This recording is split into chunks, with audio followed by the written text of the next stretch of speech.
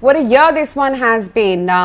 First, those dizzying heights up until October 2020, and then, of course, from there, a very choppy and damaging November as well as December for equity markets. Having said that, in the last 2 days, we've managed to pull up and pick up from where we left off and managed to close at 17,400. So today we closed in with a gain of nearly about 1%, a triple-digit run coming in for the index.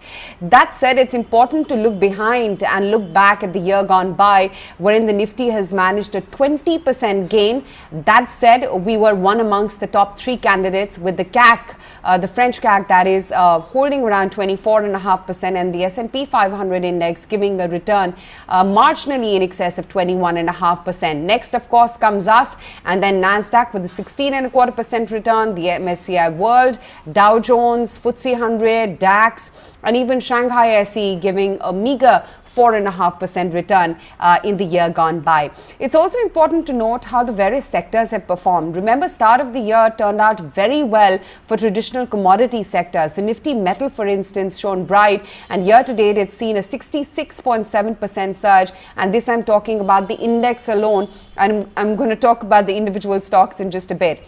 Nifty IT, the dream run for IT continues, and that was pretty much the case throughout the year. Just when you thought that the valuations are getting a little topish, but no, IT resilience continued all throughout 2021. Nifty IT has had a staggering 51% return. The small cap index near about 49% return. Real estate shown very bright. In fact, it has turned out to be the sector of 2021, and what a remarkable revival for real estate sector, and that really shone well in how the index performance as well was, with a 46.5% gain. The PSU Bank index, led of course by big boy SBI, saw 40.6% surge. You had the media index, 36% surge there, and then come the underperformers. Nifty Pharma, for instance, while in the week gone by it's done very well ever since the reports of Omicron and the COVID surge as well has happened in India. But that said, over the year gone by, Nifty Pharma has had a very minuscule gain of less than 3%, as has been the case with the Nifty FMCG index, with a 6.3% gain, or for that matter Nifty Bank as well, wherein there has been a stark underperformance from big boys like a Kotak Bank as well as HDFC Bank. You had the Nifty Bank give a gain of 10.7%, so relatively a lot lesser than what IT, or for that matter what metals did. Let's talk about the top gainers then amongst the large caps. And Tata Motors was right on top with a 146.7% surge. You had Hindalco, which held out 85%, Wipro, which gave a return of 79%, Bajaj Finserv, which perked up 78%, and then Grasim Industries as well, which held out by a solid 76.5%. But talk about the underperformers, and the disruption in the two-wheeler space didn't quite augur well for a Hero MotoCorp, which fell 24.5%, or for that matter Bajaj Auto, which was down 9% year to date. HDFC Life Insurance as well was a drag, 5.6% a dip, and Dr. Reddy's, which was down 11.5%, along with Kotak Bank, like I was alluding to earlier, which saw a dip of 13% on a year-to-date basis.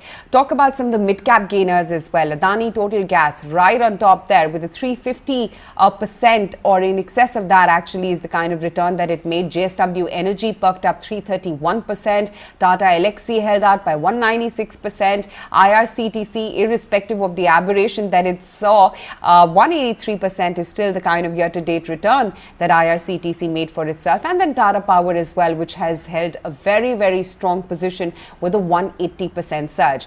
But on the flip side, there have been some of the mid-cap underperformers as well, everything from Adani Services to Amara Raja Batteries, Whirlpool, Alembic Pharma, and RBL Bank, which lost about almost 27% or so. Of course, there have been a couple of other movers as well. Trident, for instance, with a 412% move coming in on a year-to-date basis. Happiest Minds, the relatively newer listing, a 253% uptake. KPIT Tech. So Midcap IT as such has done very well. And then, of course, there have been others which are now being looked at as platform plays, like IEX, which saw 222% surge. And then Balaji Mines, which saw a near about 224% surge as well. On the flip side, Ujjivan Small Finance Bank, a 53.5% dip, Vakrangi, AstraZeneca, SpiceJet, or for that matter, Strides Pharma as well, which saw a galloping cut of about 52%. But that, of course, was the year gone by. Let's see what the year ahead throws up for us. We're already seeing signs of IT continuing to maintain its pole position across large caps and mid caps, and of course pharma making a comeback too. So let's see whether pharma manages to catch up with its underperformance of 2021 or not.